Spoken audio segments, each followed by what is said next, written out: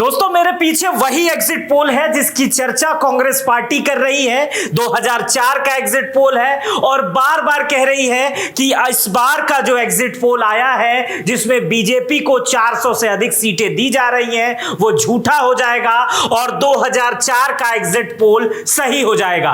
क्या होता है एग्जिट पोल, कैसे किया जाता है एग्जिट पोल, इस वीडियो में मैं बारीकी से समझाऊंगा कि आखिर एग्जिट पोल जो आप देखते हैं चुनाव से पहले चुनाव के नतीजे आ जाते हैं, आखिर उसे किया कैसे जाता है यह बताऊंगा और 2004 का एग्जिट पोल क्या है वो बताऊंगा और साथ में कई राज्यों के एग्जिट पोल भी बताऊंगा जो इससे पहले हुए हैं, जो सही साबित भी हुए हैं और गलत भी साबित हुए हैं। लेकिन पहले वो एग्जिट पोल मैं आपको दिखा देता हूं जो 2004 का है। यह है 2004 का एग्जिट पोल जिसमें सभी पार्टियां, सभी सारे चैनल, इसमें आप यहां आज तक को देखेंगे, जी न्यूज को देखेंगे, स्टार न्यूज तब हुआ करता था, एनडीटीवी, सहारा, ये सारे एग्जिट पोल थे, ये सभी बीजेपी को जिता रहे थे। बीजेपी इसमें सभी लीडिंग पोजीशन में आपको दिख रही है। सारे एग्जिट पोल थे वो बीजेपी को जिता रहे थे। लेकिन जब 2004 का रिजल्ट आया तो एग्जिट पोल धड़ाम से गिर गया और कांग्रेस की सरकार बन गई।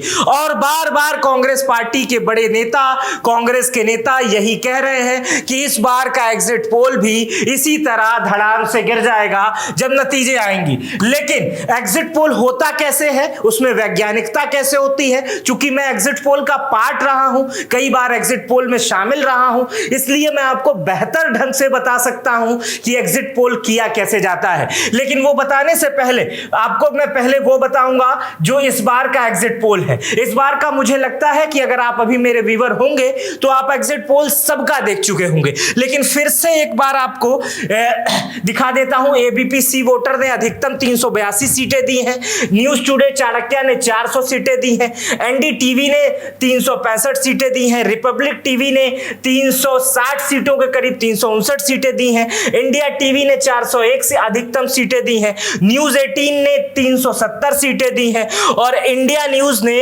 जो है वो 371 सीटें दी हैं। और इसी तरह इंडिया गठबंधन को भी अधिकतम 182 सीटें मिली हैं एबीपी सी वोटर की तरफ से। न्यूज टुडे चाणक्य ने 160 सीटें दी हैं, 142 सीटें दी हैं एनडीटीवी ने और रिपब्लिक ने 154 सीटें दी हैं इंडिया गठबंधन को और इंडिया टीवी ने जो है अधिकतम 139 सीटें दी हैं और न्यूज 18 ने अधिकतम 140 और इंडिया न्यूज ने अधिकतम 125 और उसी तरह अन्य में जो सबसे अधिक सीटें हैं वो 52 हैं जिसे न्यूज 18 ने दिया हुआ है, उससे अधिक सीटें नहीं है। कई कई जगह सबसे कम जो सीटें मिली हैं एबीपी सी वोटर को कि अन्य को सिर्फ 12 सीटें मिलेंगे। ये कल का एग्जिट पोल है जो चुनाव के तुरंत बाद सभी चैनल जिसे दिखाने लग गए हैं।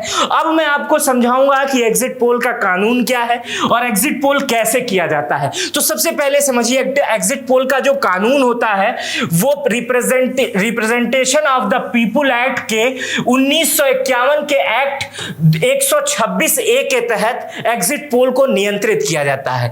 इसमें प्रसारित करने का नियम होता है कि जिस दिन से चुनाव शुरू होगा, जिस दिन से आचार संहिता, आदर्श आचार संहिता लगेगी और जब तक चुनाव का आखिरी चरण का वोटिंग खत्म नहीं हो जाएगा, उसके आधे घंटे के बाद से वोटिंग ताकि प्रभावित ना हो, उसके आधे घंटे के बाद से एग्जिट पोल दिखाया जाता है। अब आप सोच रहे होंगे कि एग्जिट पोल भारत में कब आया, दुनिया में कब आया, तो पहले उसे आपको समझा देता हूं कि सबसे पहले दुनिया में एग्जिट पोल कब आया, उससे पहले भारत में कब एग्जिट पोल आया वो भी समझाऊंगा और उसके बाद ये समझाऊंगा कि एग्जिट पोल किया कैसे जाता है। फिर हम 2004 वाले एग्जिट पोल पे चलेंगे जो एग्जिट पोल सच की जगह गलत साबित हो गया था और सारे विश्लेषक ऐसे सर पे हाथ रख के बैठ गए थे, बाप रे बाप इतना बड़ा ब्लंडर कैसे मिस्टेक हो गया कि सारे एग्जिट पोल कह रहे थे कि बीजेपी की सरकार बनेगी, लेकिन जब एग्जिट पोल आया तो धड़ाम से गिर गए। ये सारी चीजें बताऊंगा, कुछ राज्यों की भी वादा किया हूं वो भी बताऊंगा। लेकिन सबसे पहले बता दूं कि एग्जिट पोल की शुरुआत कहां से हुई थी, उसे समझाने की कोशिश करता हूं मैं आपको। देखिए, जो सबसे पहला एग्जिट पोल है वो संयुक्त राष्ट्र अमेरिका में 1936 में जॉर्ज गैलप और क्लाड रॉबिन्सन ने किया था, और ये चुनौती थी उन लोगों के लिए। न्यूयॉर्क शहर में ये सर्वेक्षण किया गया था। इसमें राष्ट्रपति पद के उम्मीदवार के लिए चुनाव किया गया था। चुनाव से पहले पूछा गया था राष्ट्रपति पद के, जो पूछा गया था कि जो डी फ्रैंकलिन है, फ्रैंकलिन डी रूजवेल्ट चुनाव जीतेंगे या नहीं जीतेंगे। और चुनाव के एग्जिट पोल जब हुए, दो लोगों में चुनाव था, और जब उस एग्जिट पोल जब वो आया तो उसमें एग्जिट पोल में बताया गया कि फ्रैंकलिन डी रूजवेल्ट अमेरिका के राष्ट्रपति बनेंगे, और ऐसा ही हुआ। और जब ये रिजल्ट आया उसके बाद से पूरी दुनिया में एग्जिट पोल लोकप्रिय हो गया। उसके बाद से 1937 में ब्रिटेन में पहला एग्जिट पोल किया गया, उसके बाद 1938 में फ्रांस में पहला एग्जिट पोल किया गया। अब हम भारत में आ जाते हैं। भारत में जो सबसे पहला एग्जिट पोल जिसे माना जाता है, हालांकि वो एग्जिट पोल नहीं था, वो पब्लिक ओपिनियन था, जो लोगों से लिया गया था, उसके आधार पर राय दी जा रही थी, वो दूसरे आम चुनाव में हुआ था 1957 में। इसके बाद से जो अगला एग्जिट पोल हुआ ठीक ढंग से वो 1980 में हुआ, जिसे प्रणव राय ने किया, लेकिन हालांकि वो भी उतना अच्छे से नहीं हो पाया। 1984 में दोबारा चुनाव हुए जिसमें एग्जिट पोल किया गया था। प्रणव राय को आप जानते होंगे, एनडीटीवी वाले।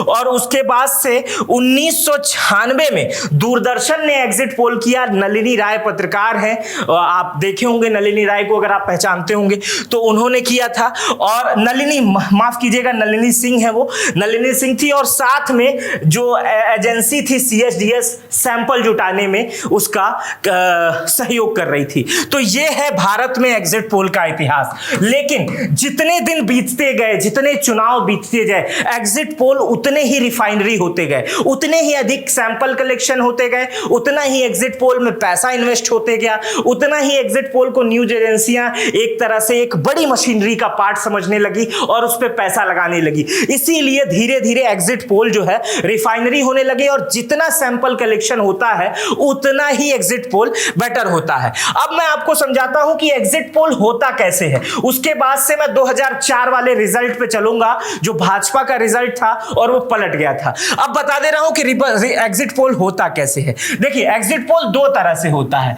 एक होता है कि चुनाव से पहले ग्राउंड में सैंपल कलेक्शन होता है। एग्जिट पोल का एक फॉर्म होता है, जिसको फॉर्म को लेके जनसंख्या के अनुसार, जैसे किसी प्रदेश की, किसी जिले की बता रहा हूं, जिले की जनसंख्या लगभग 1 लाख है, तो ये एग्जिट पोल एजेंसी मानती है कि इसके 1000 लोगों पर शहर के हर कोनों से, मतलब उसको जैसे मान लीजिए कि इसका ये शहर है और इसकी जनसंख्या 1 लाख है, तो अब इसमें हम लगभग 100 कोने बांट देंगे, ऐसे ऐसे कोने, और 100 कोनों पे अलग अलग कार्यकर्ताओं को भेज देंगे, और उनसे कह के आएंगे कि 10-10 लोगों से इसमें से पूछ के आओ कि आपका मत क्या है, आप किसको मत दे रहे हो, आप प्रधानमंत्री के कार्य से कितने संतुष्ट हो, आपको विपक्ष का कौन सा नेता पसंद है, आपको राहुल गांधी अच्छे लगते हैं या मोदी या केजरीवाल या अखिलेश यादव या स्टालिन, कौन आपको अच्छा लगता है। इस टाइप के 15-20 सवाल होते हैं, उनसे उनका मत अगर जो नहीं बताना चाहते नहीं पूछा जाता है, लेकिन तमाम सवालों के आकलन से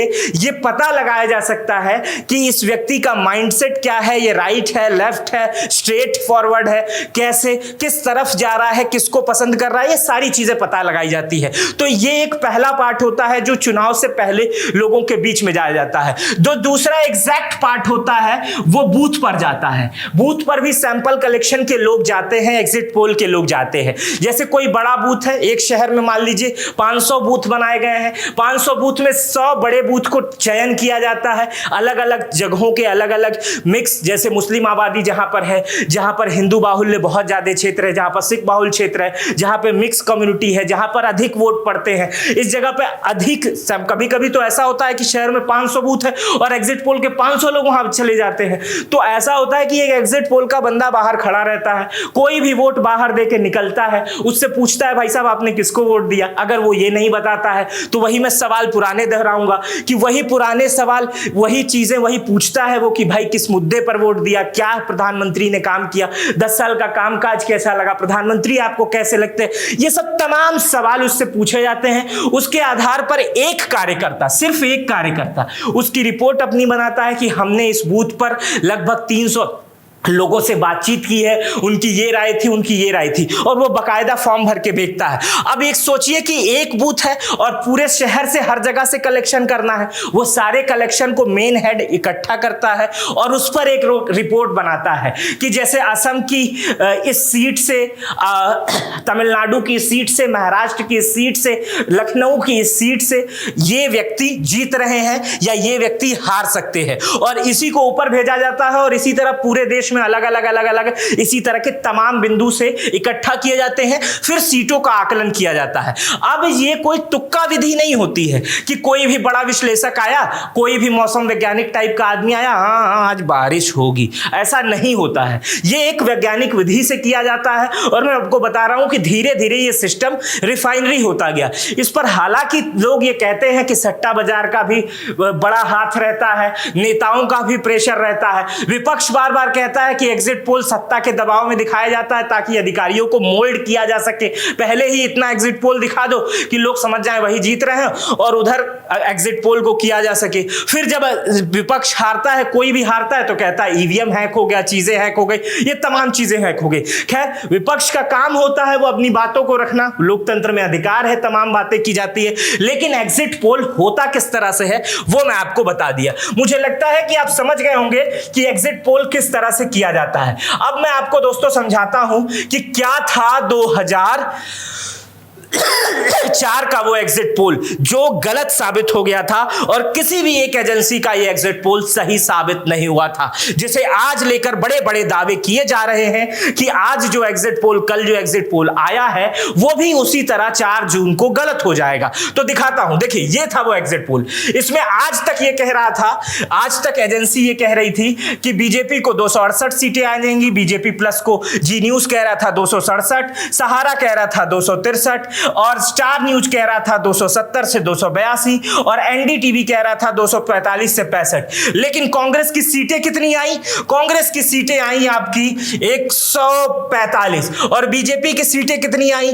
बीजेपी की सीटें आई 138, और उसके बाद से सीपीआई के साथ मिलकर, समाजवादी पार्टी के साथ मिलकर, तमाम दलों के साथ मिलकर कांग्रेस ने सरकार बना ली, और वो सरकार 5 साल चली भी, एकदम बढ़िया गठबंधन रहा, और वो सरकार चली भी। और जो वोट परसेंट का शेयर था, आप शेयर यहां पर देखेंगे तो सारी पार्टियां, सारे चैनल दिखा रहे थे कि भारतीय जनता पार्टी को वोट प्रतिशत सबसे अधिक मिलेगा। लेकिन वोट प्रतिशत की बात करें तो लगभग 4% अधिक वोट कांग्रेस को मिला था। 26.53% कांग्रेस को वोट मिला था, भारतीय जनता पार्टी को 22% मिला था, सीपीआईएम को 5.6% मिला था, बीएसपी को लगभग 5.33%, वहीं समाजवादी पार्टी को 4.32%, टीडीपी को 3.4%, आरजेडी को 2.41%, जेडीयू को 2.34%, और जो अन्य थे वो 28.2% था। कहा जाता है 2004 का जमाना था वो अन्य का जमाना था। लोगों ने निर्दलीय लोगों पर भी बहुत भरोसा किया, क्षेत्रीय पार्टियों पर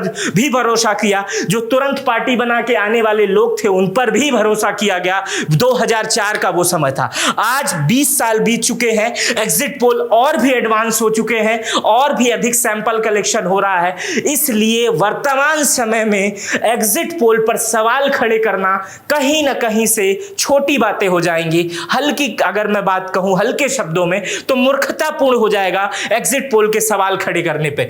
अगर एग्जिट पोल का सिस्टम ऐसा आ रहा है कि एग्जिट पोल में यह कहा जा रहा है कि 382 सीटें आ रही हैं या 400 सीटें आ रही हैं, इससे आप 10% इंक्रीज या 10% ऊपर कर लीजिए या 10% नीचे कर लीजिए, 30-40 सीटों का फर्क हो सकता है, क्योंकि अब का सैंपल कलेक्शन और तब के सैंपल कलेक्शन में बहुत अंतर था। इसके कुछ उदाहरण मैं आपको दिखाता हूं। आइए, अब ये मान के आप चल लीजिए, आप किसी भी पार्टी या पक्ष से हो, किसी का भी समर्थन करते हो कि एक बार फिर से देश में प्रधानमंत्री नरेंद्र मोदी बनने वाले हैं, 4 जून को एक बार फिर से बीजेपी की सरकार बनने वाली है। आइए कुछ चीजें आपको समझाता हूं। देखिए, ये 2019 का एग्जिट पोल है और इस एग्जिट पोल में न्यूज टुडे चाणक्य ने बीजेपी प्लस को, एनडीए को 350 सीटें दी थी और इतनी ही आई थी, और सभी लोगों ने लगभग एक जैसी ही सीटें दी थी। और बीजेपी की सीटें थी वो 303 थी और कांग्रेस की सीटें जी थी वो 352 थी। इस सारे एग्जिट पोल को आप जब देखेंगे तो आपको लगेगा कि 2019 का जो एग्जिट पोल था उसी तरह 2024 में भी एग्जिट पोल किया गया है। चलिए आपको और कुछ एग्जिट पोल दिखाता हूं। अब ये देखिए, गुजरात का एग्जिट पोल 2022 का है। इसमें एग्जिट पोल जो है वो बीजेपी को 148 सीटें दे रहा है और TV9 जो है 130 सीटें, और ये गुजरात का ही जो न्यूज एक्स है 140 सीटें दे रहा है, लेकिन बीजेपी को 156 सीटें मिलती हैं। अब आप 148 से अगर रिपब्लिक का देखेंगे तो 156 और 148 में आपको बहुत ज्यादा फर्क नहीं दिखाई देगा। मतलब सरकार ये बनाता, ऐसा नहीं लग रहा है कि 2-4 सीटों का फर्क है। उसी तरह आप अगर यहां पर देख लें कि हिमाचल का देख लें, हिमाचल में सारे लोग यही कह रहे थे। अब देखिए हिमाचल में किस तरह से एग्जिट पोल पलट गया। अब की बात मैं बता रहा हूं, एग्जिट पोल पलट गया। एग्जिट पोल, सारे एग्जिट पोल कह रहे थे कि बीजेपी को 34 सीट, 40 सीट मिलने वाली है, 39 सीट मिलने वाली है, और जो बहुमत का आंकड़ा है हिमाचल में सरकार बनाने का वो है 35। अब यहां देखिए, सारे एजेंसियां लगभग यही कह रही थी कि हिमाचल में जो मामला है वो 35 का है, लेकिन एग्जिट पोल जब आया, हालांकि सारी एजेंसियां उसी के आसपास हैं, इसको आप गलत नहीं कह सकते हैं।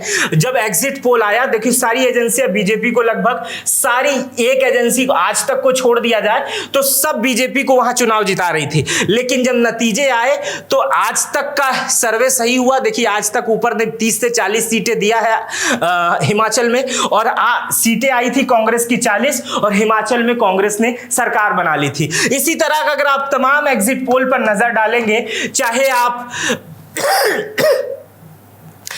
छत्तीसगढ़ का एग्जिट पोल देख लीजिए, या आप मध्य प्रदेश का एग्जिट पोल देख लीजिए, या उसके बाद आप राजस्थान का एग्जिट पोल देख लीजिए, या उसके बाद आप तेलंगाना का एग्जिट पोल देख लीजिए। किसी भी राज्य का जब आप एग्जिट पोल देखेंगे तो एग्जिट पोल इस समय इतना फिल्टर आ रहा है कि जो सीटें उसमें बताई जाती हैं उससे 10% आगे पीछे चीजें हो जाती हैं। लेकिन वर्तमान समय में अगर एग्जिट पोल जो बताया गया है उसमें अगर 10 नहीं 20-30% भी चीजें इधर उधर हो जाएंगी ना, तो भी बीजेपी की सरकार बनेगी। सारे एग्जिट पोल लगभग 400, बीजेपी यानी एनडीए प्लस को 400 सीटों के आसपास दिखा रहे हैं, और बहुमत का आंकड़ा 272 के ऊपर है, यानी लगभग 125 सीटें बीजेपी को ज्यादा जा रही हैं, ज्यादा दिख रही हैं। तो इसलिए 10% इधर उधर होने से भी सरकार पर कोई असर नहीं पड़ेगा। 4 जून को विज्ञान ये कह रहा है, साइंस कह रहा है, एग्जिट पोल विज्ञान के आधार पर ही होता है।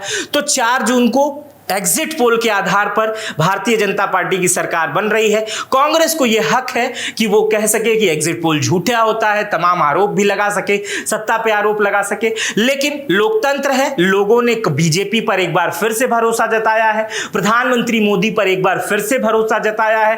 तमाम जो बीजेपी के कांग्रेस के दावे थे, बेरोजगारी, महंगाई, इन सब तमाम चीजों पर लोगों ने ताला लगा दिया है और कहा है नरेंद्र मोदी जो है वो देश का विकास कर सकते हैं। जो नरेंद्र मोदी के दावे थे कि भारत का डंका विदेशों में बज रहा है, नरेंद्र मोदी के ये दावे थे कि भारत तेजी से विकास कर रहा है, भारत अब झुकता नहीं है, भारत अब उठता जा रहा है। लोगों ने नरेंद्र मोदी के चेहरे पर विकास की वोट दिया है, और कहीं पूरे देश में लगभग एग्जिट पोल के हिसाब से, मतों के हिसाब से नरेंद्र मोदी की लहर दिखाई दे रही है। अब मैं अपना भी वक्तव्य बता दूं, जब हम लोग भी ग्राउंड पे रहते थे चुनाव के दौरान, मैंने पूरा यूपी लगभग घूमा है, तो कहीं से भी मुझे एक भी मिनट के लिए यह महसूस नहीं होता था, कुछ सीटों को छोड़ दे, जैसे मुलायम परिवार की जो सीटें हैं, गांधी परिवार की जो सीटें हैं, और इक्का दुक्का जो बड़ी सीटें हैं जैसे गाजीपुर की सीट हो गई, संत कबीर नगर की सीट हो गई, ऐसी सीटों पे मुझे कभी घूमने के बाद ऐसा लगा नहीं कि मोदी और योगी के जो चीजें हैं, मोदी और योगी की जो उठता हुआ ग्राफ है उसमें कहीं भी गिरावट देखी गई है। चाहे हिंदू हो, मुसलमान हो, कोई हो, भले वो एक जाति समीकरण में बंधने का काम नहीं कर रहा है, लेकिन वो कहीं ना कहीं प्रधानमंत्री मोदी योगी को बढ़ते हुए ग्राफ से नाराज नहीं है, वोटिंग उधर ही कर रहा है। और टिकट बंटवारे में भी कहीं ना कहीं विपक्ष ने थोड़ी बहुत गलती की है, भाषाओं में थोड़ी बहुत गलती की है। हालांकि अब चुनाव हो गए हैं, हमारे इन बातों से मतदाताओं पर कोई असर नहीं पड़ेगा, लेकिन समाजवादी पार्टी को भी एक चीजें ध्यान देनी चाहिए। जो उनका मुख्य वाईएम समीकरण था वो ही इस बार फ्लॉप होता दिखाई दिया। यादव समाज से केवल यादव परिवार, मुलायम सिंह यादव के अलावा किसी भी यादव को उत्तर प्रदेश में टिकट नहीं दिया गया। मुस्लिमों को भी पहली बार ऐसा हुआ कि समाजवादी पार्टी ने कम टिकट दिया। अन्य जातियों पर समाजवादी पार्टी ने भरोसा किया और यही कारण है कि कहीं ना कहीं समाजवादी पार्टी का यादव वोट बैंक भी इधर उधर खिसका है। यह विश्लेषण था, समाजवादी पार्टी का अपना विश्लेषण होता है, ना राजनीतिक दलों का अपना विश्लेषण होता है। मेरा नाम मित्र प्रकाश है। यह विश्लेषण, यह एग्जिट पोल बताने का तरीका, ये चीजें आपको कैसी लगी मुझे कमेंट बॉक्स में बताइएगा। अपना बेहद ख्याल रखिएगा। बहुत बहुत शुक्रिया।